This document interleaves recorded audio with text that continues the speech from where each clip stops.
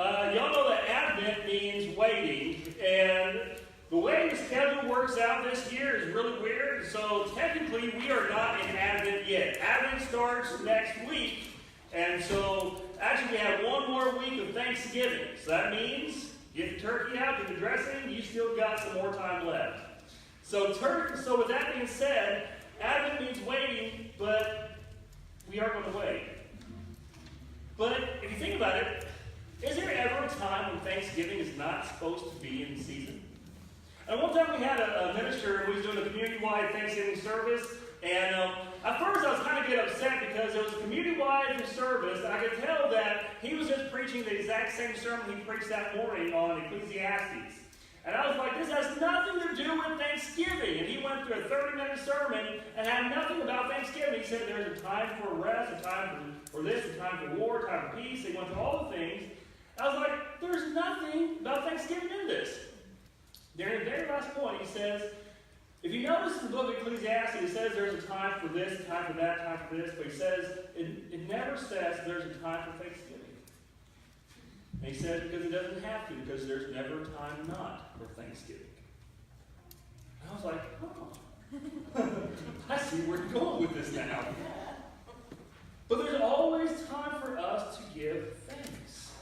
And so today we're going to conclude our series looking at what we are thankful for. And we're going to conclude it by saying everything. Everything. Now, that is partly true, but partly not true.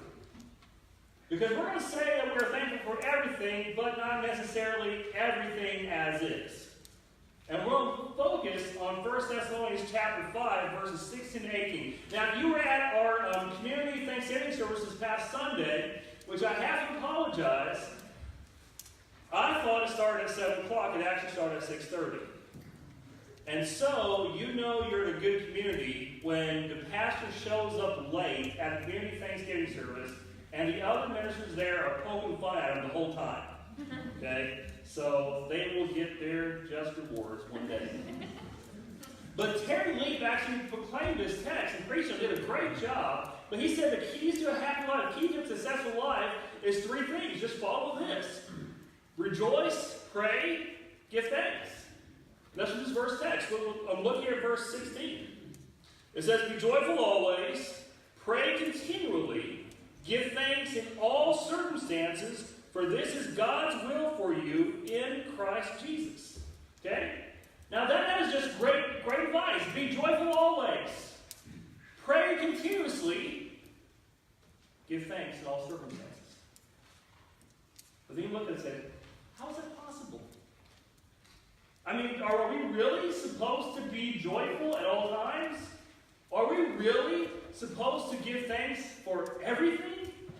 And that's where I want us to dive a little bit deeper into this, because just on a surface reading, this text seems almost cliche.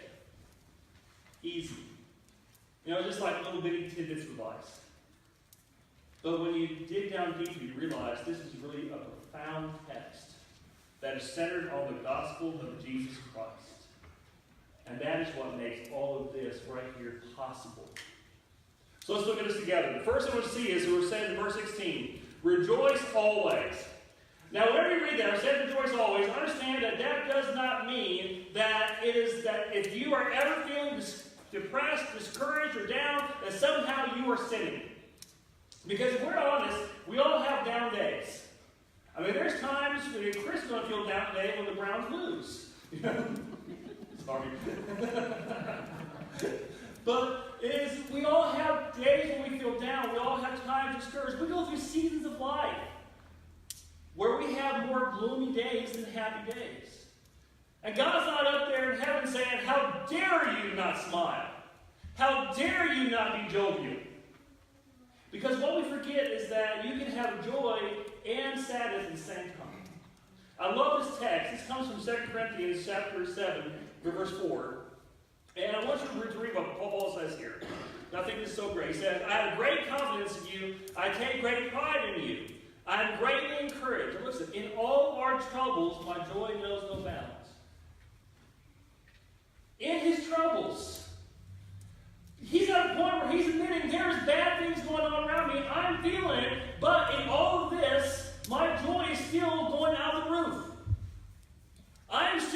rejoicing even though I am in difficult moments, even though I have sorrow and trouble, I can still rejoice. How does that happen?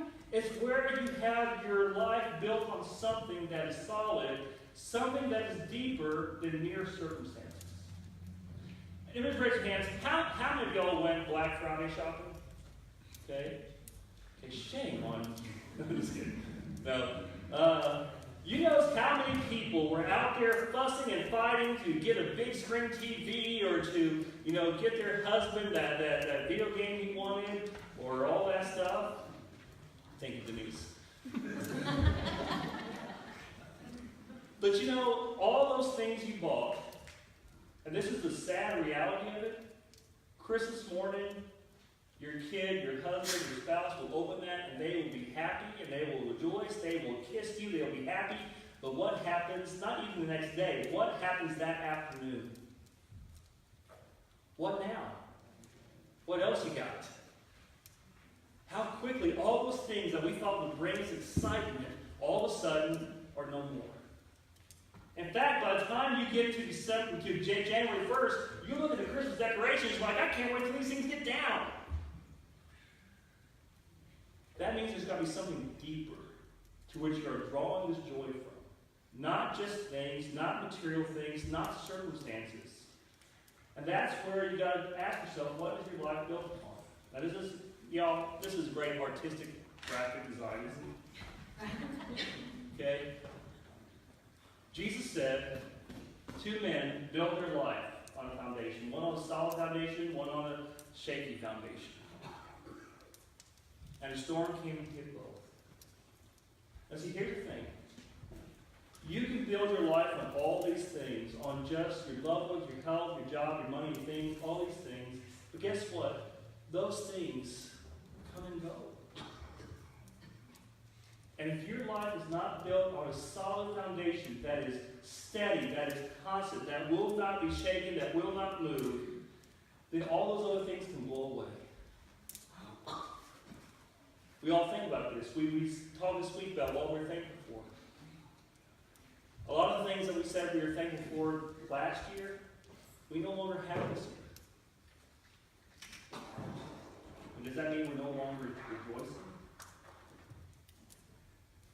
Jesus Christ is a solid foundation that when everything else is taken from us, it remains.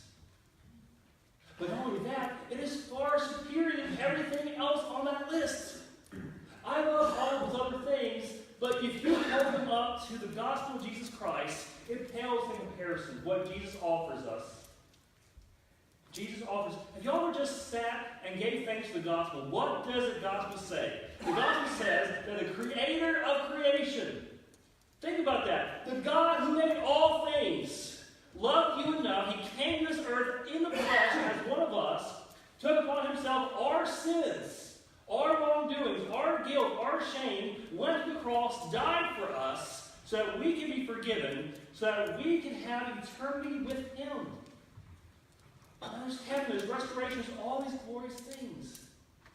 And you hold that up to everything else, that pales comparison. It's kind of like this. Now, y'all excuse me for this crude illustration, and I'm not, by any way, let me just step up this disclaimer, okay? I'm not endorsing gambling, okay? But let's say that you went to the casino, and you won $10 million, okay? $10 million. And then you go out to the parking lot, and you realize it's going to cost you $10 to park and to get your car out of the parking lot. Now, normally, you'd be upset about having to pay $10 to park your car. I would. But you know what? If you just won $10 million, are you going to gripe about $10 parking?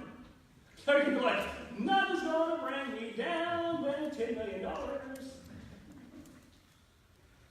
Y'all, if that's what money can do, and it doesn't, it's, again, a crude illustration. When you have the gospel of Jesus Christ, no matter what life throws at you, no matter what happens, you can say, I have Jesus Christ. I am saved by the blood of the Lamb. I am going to heaven. I have the presence of the Holy Spirit with me at all times. I am redeemed. I have all these gifts. I am with Jesus Christ. And so that remains constant. And so the good news of the gospel engulfs all things. And that's part of the good news. That the gospel engulfs all those things. And so even if things go away, we can look back here for a second. Even if those things happen to go away, does Jesus ever go away? If you lose your job, are you any less saved than you were before? If you lose your money, any less saved? No. Jesus is there. And that's why it's a solid foundation. And so we rejoice always because that is where we are. We are rejoicing always in Him. Okay? Second thing we'll talk about is that you pray continuously. Now, when we talk the whole series about prayer, what does it mean to pray continuously? First of all, understand that does not mean that you're constantly jibber-jabber. Okay? But what it means is that you have a relationship where you are always in contact with your Father. It's kind of like this, and I explained this last year at this time. How many of y'all remember the old days to where you had to use dial-up to get on the internet? Okay? Y'all remember those days? That if you wanted to get online, you had to do right? And then once you got online, someone would come in, I gotta use the phone. Now, compare that to your high-speed internet today. You want internet? It's there. It's always on. Or better yet, I have this thing that I have at the house. It's called Google Home. Y'all see those things? I decided to say, hey Google. I'm not carrying on a conversation all the time. All I do is, hey Google, what's the weather today? The weather for today is, it's always, you kind of think it's kind of creepy, it's always listening. But that's how we are with God. We're not always talking, but we're always communicating. And the second I say, God, we're there. And the second God speaks to me, we're there. That's how you pray continuously. Prayer is about communicating this intimate relationship with God. And this is how this ties into rejoicing, is because when you are constantly in that communication and praying, it always reminds us where we stand in life and whose we are and what's important and what's not. When you are going to God and you're praying, for example, just the structure we said, the Lord's Prayer, that will keep you grounded on what's important in life and what's not. When you're constantly saying, Our Father, it reminds you, no matter what the world says, this is what God says about you. You are His. And that always reminds you that no matter what happens, it doesn't change who we are. And so it's when we understand those two that makes this last one the more difficult thing, to give thanks in all circumstances possible. Now, understand that when it says give thanks in all circumstances, a couple things it's not saying. First of all, it's not saying give thanks for everything. It says give thanks in all circumstances, but not give thanks for everything. Because y'all admit it, there are some things that happen that are just terrible. There are things that happen to you that are terrible. And God does not expect you to go, Lord, thank you for this bad thing that happened to me. God doesn't work. There are things that happen in this world that God is upset about. Do y'all think that God enjoys when a kid goes into a school and shoots it up? Do you think God says, pardon my plan? No. That's not the God we serve. Do you think God rejoices when a little child is sick? No. So there are some things we say, God, this is bad. But also give thanks in all circumstances.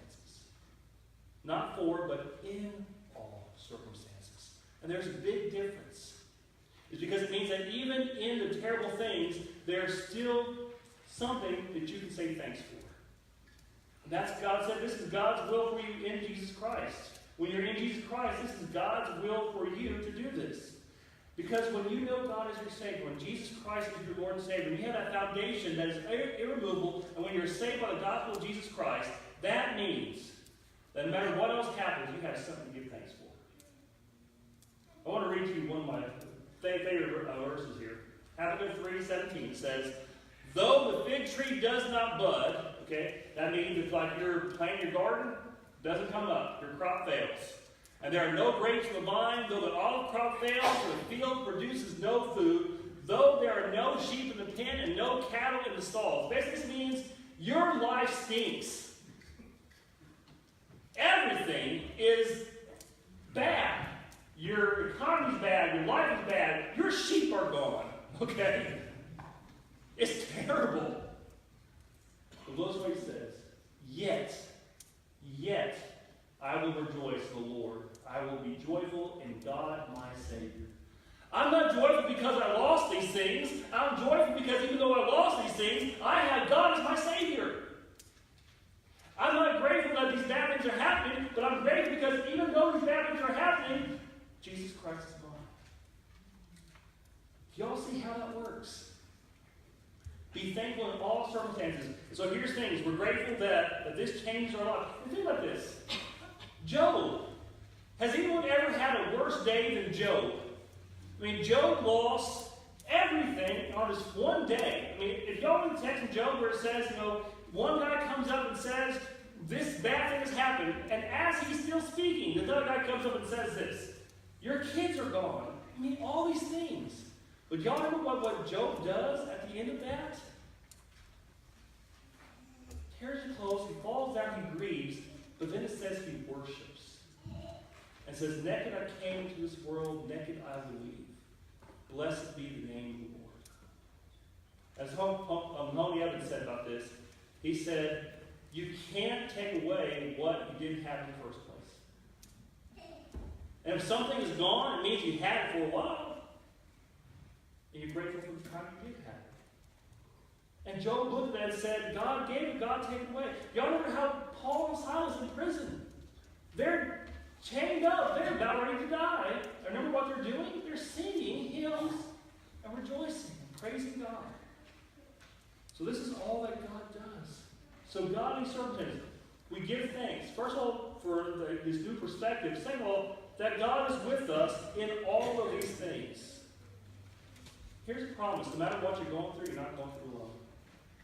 I know you will feel like it. I know you will feel like it because there are times when you wish that, I know the kid said, Jesus, I know you're there, but I wish you had some flesh on. The thing is, whenever you're going through, God's with you. And sometimes it's when you look at Him, is when you start to understand the joyful always. William Barclay put it this way, and I thought it was great.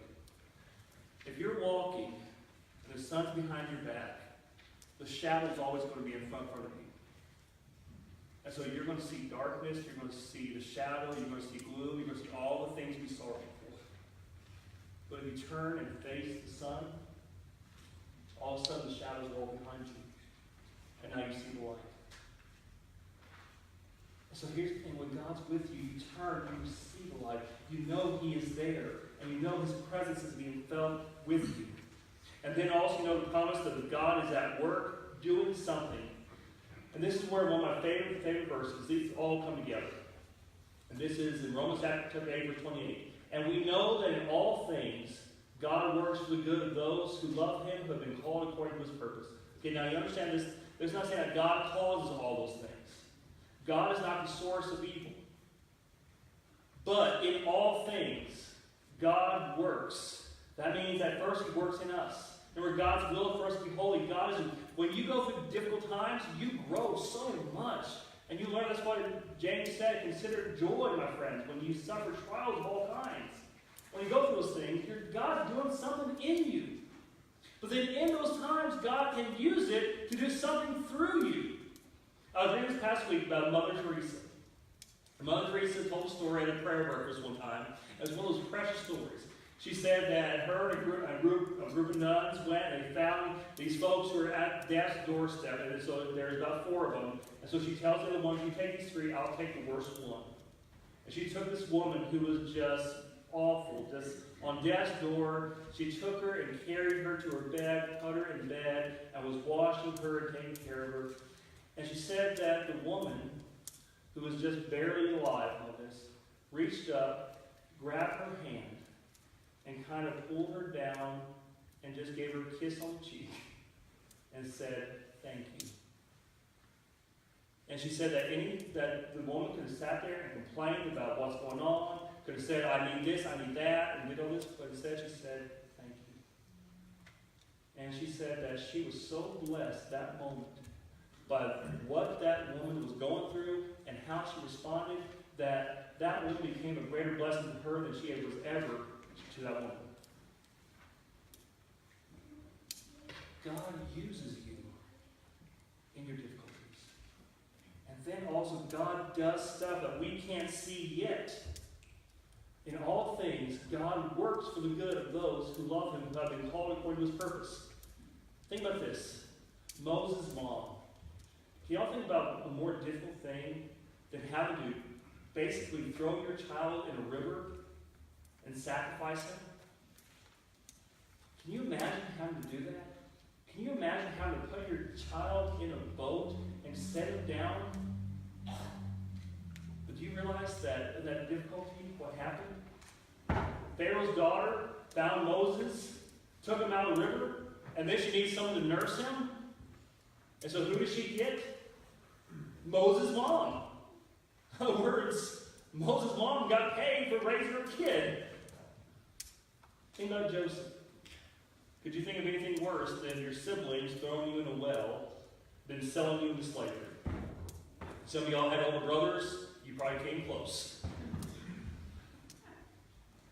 Could you think of anything more tragic than that happened? Did you realize that without that happening, Joseph would have never been sold to Egypt? He would have never been there. He would have never been accused of rape by Potiphar's wife. He would have never been put in prison. If he was never put in prison, he would have never met the baker and the cupbearer. They would never know about his dreams. They would never recommended him to Pharaoh. He would never been a part where he could be put second in command all over Egypt to save his family and his brothers. That had never happened. Y'all see how all this works? Sometimes we give thanks even though something bad's happened, because we're like, God, I can't see it yet,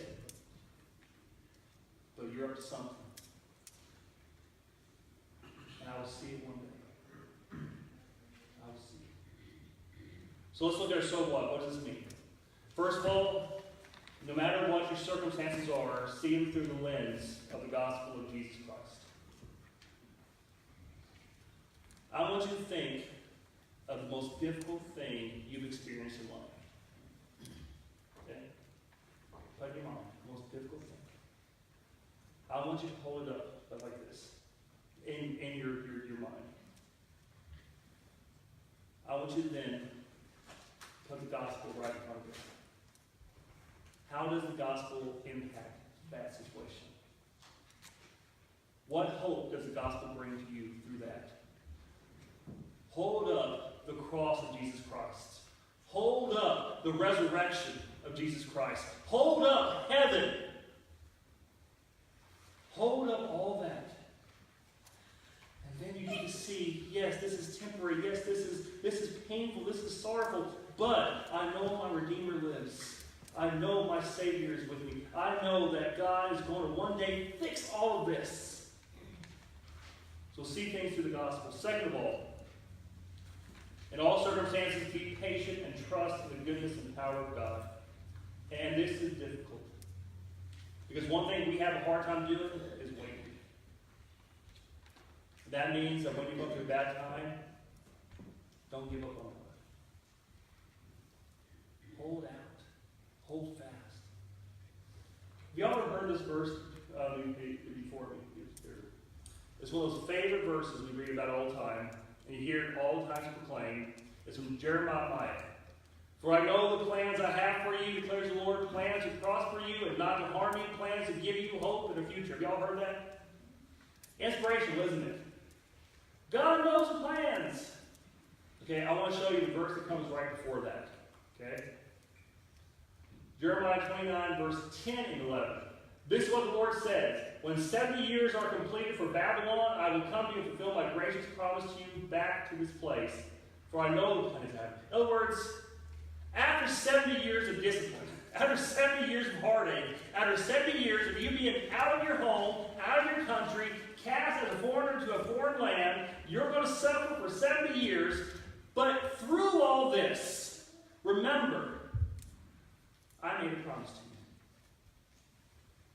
know what I'm doing. I didn't cause what you're going through, but I'm at work in you and through you, because I know the plans I have for you. And this is where we have to believe. Do we believe that God is good all the time? And all the time, God is good. Do we believe that? Do we believe that God loves us? Do you believe that? If you don't, look up there. And if you think that the God who would do that for you would then abandon you in your moment of difficulty, the God who would do that for you would then say, hey, you know what? This is too much for me. Not my issue, not my problem. You think God would do that for you, would give up on you? Never. Be patient and wait. And then all start to anticipate seeing God at work in our lives. God's up to something. Be patient. Now, I was going to end with this by tying this in with Christmas because it is fitting. But if you have nothing else to be thankful for, and this is still the season of Thanksgiving, think about what happens beginning next week. And I'll conclude it this way.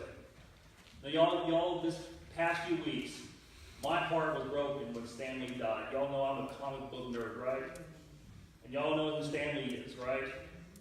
Stan Lee is one of the greatest comic book artists, and he creates new characters. It was just great. He made a lot of these characters. Now here's I want you to use your imagination, okay? Could you imagine if Stan Lee, who made the Hulk, who made Spider-Man, and all these characters, decided that he was going to draw himself into the comic book because the comic book had gotten so bad. That he said, I'm going to draw myself into the comic book and go and be in the book with these comic book characters. And I'm going to be the one who's going to take all their mistakes, all their problems, all the things they've done wrong. I'm going to put it on myself, and then I will die so that everybody's comic book could be saved and come out to the real world with me. Does that sound absurd? Could you imagine a God who created us, that saw the way the world was, and that entered into our world as one of us to die for us so that we can come out with him? If you have nothing else to be thankful for, think about what Christmas means, and what that all is. And I guarantee you, you have a lot to be grateful for. Let's stand.